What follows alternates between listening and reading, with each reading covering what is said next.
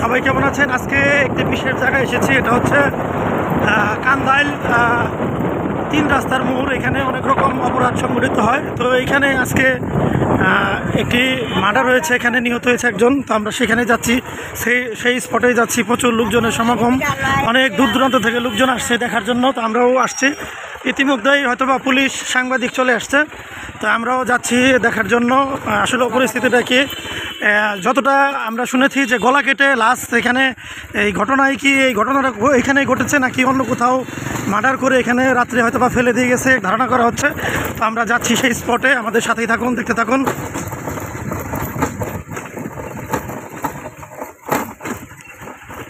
তো প্রচুর লোকজন দেখা যাচ্ছে, যদিও এখানে একটু নিরিবিলি জায়গা, বারজার অনেক নিরিবিলি জায়গা। এই জায়গাটাতে আগেও এরকম ঘটনা ঘটেছে, আমরা সেখানেই চলে আসছি।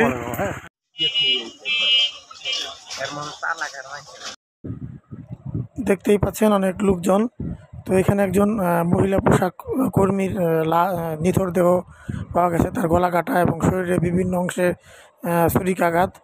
তো এই ঘটনাস্থলে পুলিশ, আশুলিয়া থানার পুলিশ চলে আসছে। তো অনেক উৎসুক জনতা, অনেক লোকজন।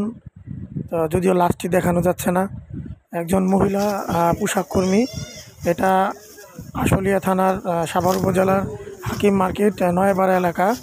তো এইখানে এই যে বাসজারের ঠিক এই রাস্তার সাইডেই লাশটি পাওয়া গেছে।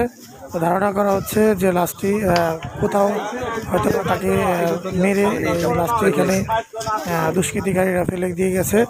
তো ঘটনাস্থলে পুলিশ চলে আসছে, পুলিশ লাশ থানায় নিয়ে যাওয়ার প্রস্তুতি নিচ্ছে।